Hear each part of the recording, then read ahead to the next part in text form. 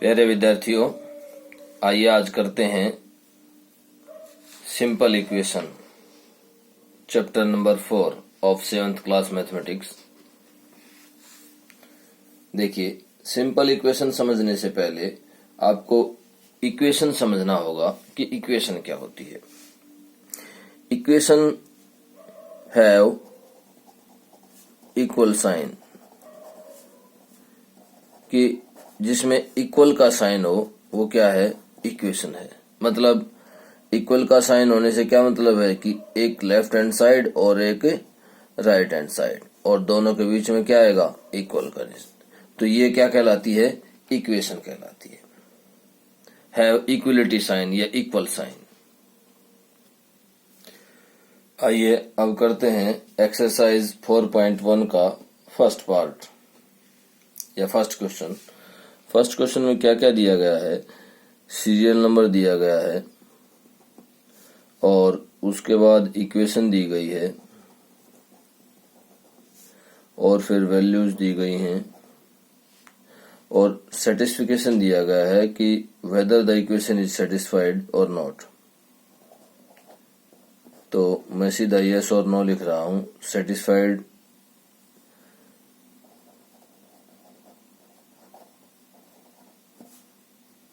Satisfied yes और no. अब first part में दिया गया है x plus 3 is equal to 0 और x की वैल्यू क्या दी गई है, 3 दी गई है। आपको बिल्कुल भी ज्यादा सोचने की जरूरत नहीं है। x की वैल्यू जब हमें 3 दी गई है तो आप इक्वेशन में रख दीजिए और आपको ये चेक करना है कि लेफ्ट हैंड साइड और राइट हैंड साइड ये वैल्यू रखने से बराबर आती है या नहीं आती है। तो देखिए, यहाँ पर x की वैल्यू 3 रखेंगे तो 3 प्लस 3 6 और 6 इज इक्वल टू 0। तो 6 तो 0 हो नहीं सकता, तो ये सेटिस्फाई नहीं हुई। तो यहाँ पर क्या आ जाएगा, 9। इसी तरह से इसका दूसरा पार्ट देखिए कि x plus 3 is equal to 0 और x की वैल्यू क्या दे दी, 0 दे दी। अब 0 रखिए, इसमें 0 रखेंगे तो लेफ्ट हैंड साइड क्या हो जाएगी, 3 और राइट हैंड साइड क्या हो जाएगी, 0। ये भी इक्वल नहीं आया और इक्वल नहीं आया तो यहाँ पर क्या आ जाएगा, नॉट सेटिस्फाइड। अब नेक्स्ट पार्ट देखिए, थर्ड पार्ट क्या है, थर्ड पार्ट है x plus 3 is equal to 0 और x की वैल्यू जो है वो -3 दी गई है। तो देखिए ध्यान से, x की जगह जब हम -3 रख देंगे तो -3 प्लस 3 0 हो जाएगा और ये राइट हैंड साइड क्या है, 0। तो यहाँ पर क्या आ जाएगा, यस आ जाएगा। वैसे रख के देख लीजिए, इसको थोड़ा सा सोल्व कर लीजिए। x की जगह -3 रखा, प्लस 3, ये हमने लेफ्ट हैंड साइड ली इसकी,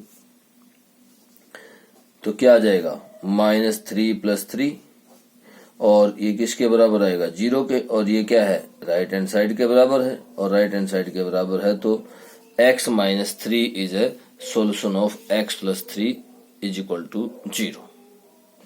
तो यह सेटिस्फाई करता है। तो इस तरह से हमने क्या आंसर निकाला, यस। अब ये देखिए, इसका एक आध पार्ट और करके देखते हैं। 9th पार्ट करते हैं। 9th पार्ट में क्या है कि m/3 इज इक्वल टू 2 और m की जो वैल्यू दे रखी है वो -6 दे रखी है। तो ध्यान से देखिए, लेफ्ट हैंड साइड में आप -6/3 करेंगे तो ये लेफ्ट हैंड साइड क्या हो जाएगी, ये हो जाएगी -2 और राइट हैंड साइड क्या है, 2। तो ये जो आंसर हमने निकालने की कोशिश की ये बिल्कुल सही नहीं आया, तो इसलिए क्या आ गया, 9 आएगा। अब आप इसी का 11th पार्ट देखिए कि m/3 इज इक्वल टू 2 और m की क्या वैल्यू दे रखी है, 6। अब यहाँ पर 6 रखेंगे लेफ्ट हैंड साइड में, तो 6/3 किसके इक्वल आ गया, 2 और ये किसके बराबर है, राइट हैंड साइड के। तो जब ये राइट हैंड साइड के बराबर आ गया हमारे पास, तो क्या आंसर आएगा सेटिस्फिकेशन का, yes. Yes, m is equal to 6 satisfies the equation. ये हमारे पास इक्वेशन है, ये इसका सॉल्यूशन है। सॉल्यूशन मीन्स सेटिस्फाई करता है या नहीं करता है। मतलब क्या है कि m की जिस वैल्यू को हम इक्वेशन में रखते हैं और इक्वेशन का जो बैलेंस है वो बिल्कुल बना रहता है कि लेफ्ट हैंड साइड और राइट हैंड साइड इक्वल रहती है, तो हम क्या कहेंगे कि m इज इक्वल टू 6 इज a solution of this equation और m is equal to 6 satisfies the equation। तो इस तरह से बोला जाएगा। तो अब आप फर्स्ट क्वेश्चन कंप्लीट कर सकते हैं। आइए अब सेकंड क्वेश्चन करते हैं। सेकंड क्वेश्चन में भी क्या है कि हमें इक्वेशन दी गई है और सॉल्यूशन दिया गया, तो उसके लिए हमें देखना है कि वो सेटिस्फाई करता है नहीं करता है। तो ए पार्ट देखिए, ए पार्ट में क्या है, m+5, आप इसको n ले लीजिए, n दिया गया है, n+5 is equal to 9 into 9 और n की वैल्यू क्या दी गई है, 1 दी गई है। तो आप इसको सोल्व कीजिए।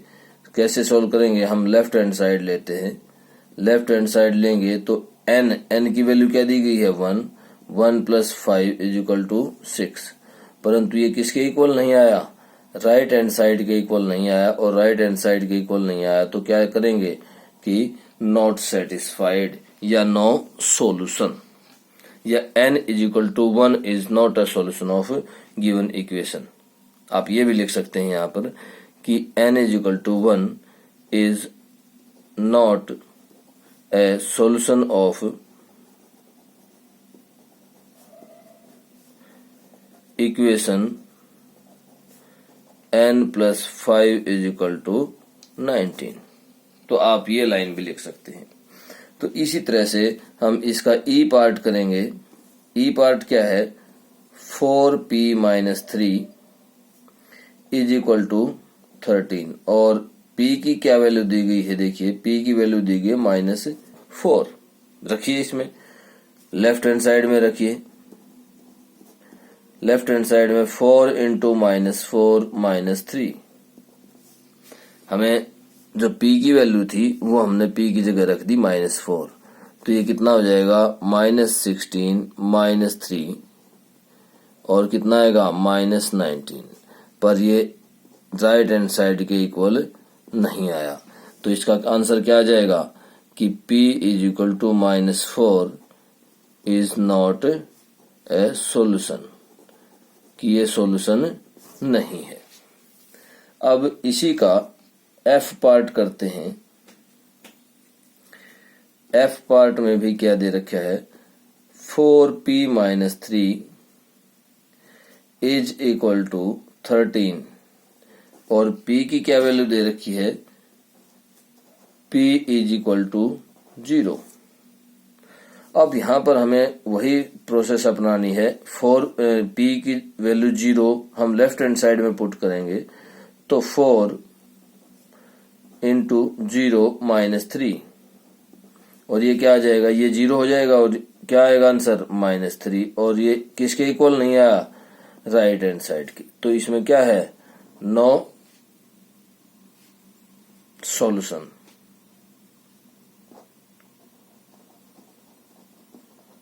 नो सॉल्यूशन या नो सॉल्यूशन की जगह क्या करेंगे, p is equal to 0 is not a solution.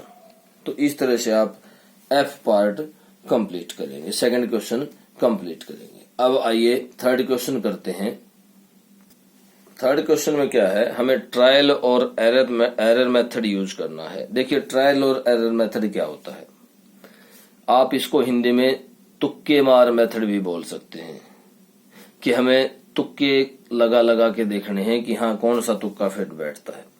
तो देखिए जैसे ये पार्ट है, फर्स्ट पार्ट है 5p+2 इज इक्वल टू 17।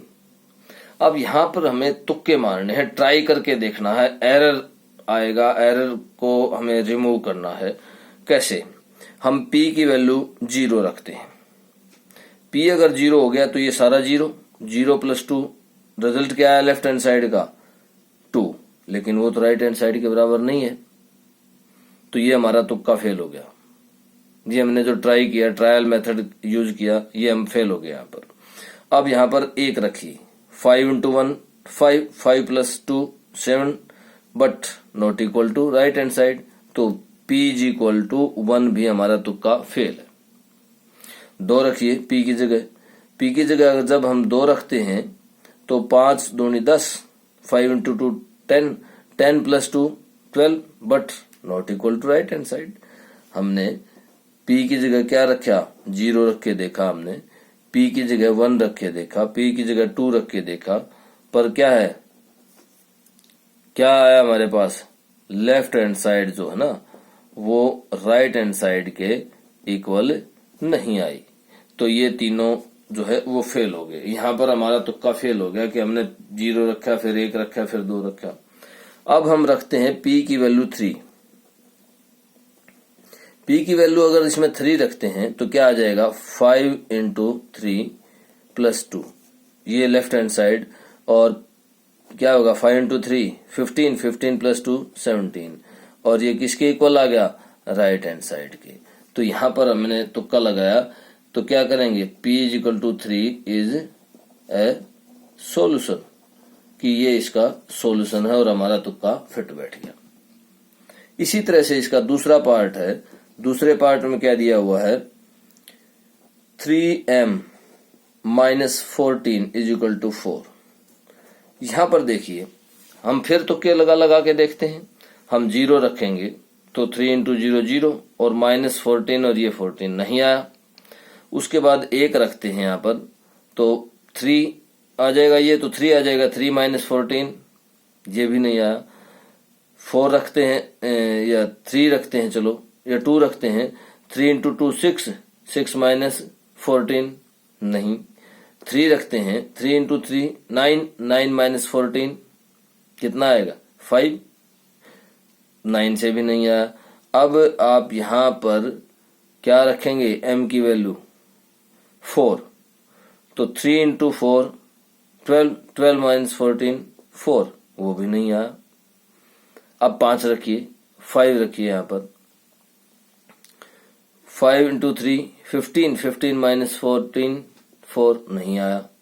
अब मैं देखिए ध्यान से, यहां पर किस किस के लिए बराबर नहीं आए, 0 के लिए बराबर नहीं है, 1 2 3 हमने ये सारे रखे, और 5 भी रखा। 5 से यहाँ पर 15, 15 माइनस 14 1 आता है, वो भी लेफ्ट हैंड साइड और राइट हैंड साइड बराबर नहीं आया। अब ध्यान से देखिए कि यहां पर ये इनके लिए, इन सब के लिए क्या लेफ्ट हैंड साइड जो है वो राइट हैंड साइड के बराबर नहीं आई। तो हम कह सकते हैं कि m is equal to 0 1 2 3 4 5 are not a solution of the given equation. अब सॉल्यूशन क्या आएगा, देखिए अगर मैं m की जगह 6 रखता हूं, देखिए तुक्का लगाया है, यहां तुक्के फेल हो चुके हैं, यहां लगाइए m इज इक्वल टू क्या रखा हमने, 6 रखा, तो लेफ्ट हैंड साइड देखिए क्या रहेगा, 6 इंटू 3 18, और 18 माइनस 14 इज इक्वल टू 4, और किसके इक्वल आ गया, राइट हैंड साइड के इक्वल आ गया। तो हम क्या करेंगे कि m is equal to 6 is a solution of given equation. तो इस तरह से हमें एक्सरसाइज